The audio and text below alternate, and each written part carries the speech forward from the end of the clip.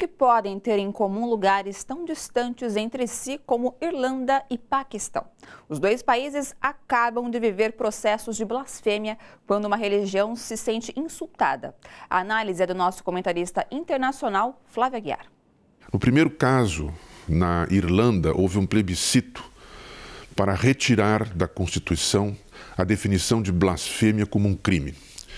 Era uma definição na Irlanda bastante antiga e que, mais recentemente, tinha sido estendida a todas as religiões, quando, na verdade, no começo, dirigia-se apenas aos cristãos. A retirada ganhou por 65% dos votos favoráveis e 35% contrários. Houve uma forte oposição por parte de grupos católicos conservadores, né, e também grupos mais conservadores, em geral, dentro da Irlanda.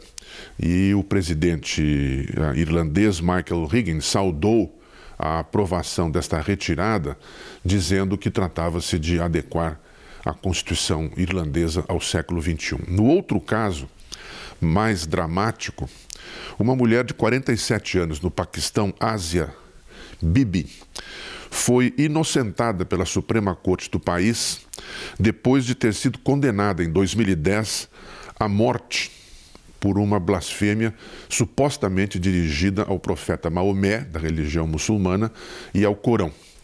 O caso de 2010 remontou a uma discussão entre ela e duas outras mulheres muçulmanas, sendo que ela, Asia Bibi, é cristã, né? E nessa discussão ela teria, segundo essas testemunhas, ainda uma terceira testemunha, ela teria dirigido ofensas ao profeta Maomé e também ao Corão. Ela foi condenada em primeira instância à morte, porque essa é a pena para blasfêmia no Paquistão, porém a Suprema Corte julgou um recurso, depois de 8 anos que ela passou presa numa solitária, segundo o qual, e pela decisão da Corte, as testemunhas contra ela entraram em contradição e os próprios juízes levantaram a questão de que a acusação poderia remontar a um caso de vingança pessoal.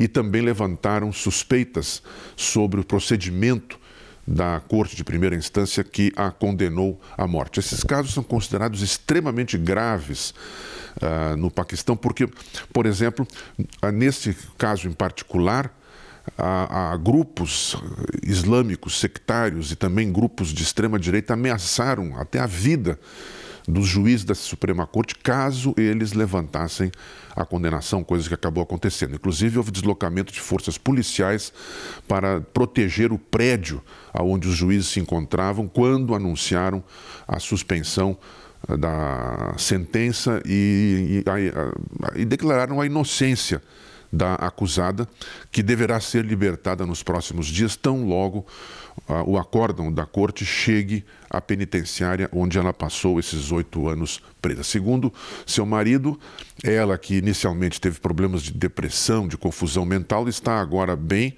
está revigorada e deve retomar a sua vida normal 8 anos depois dessa condenação. Flávio Aguiar para a TVT, direto de Berlim.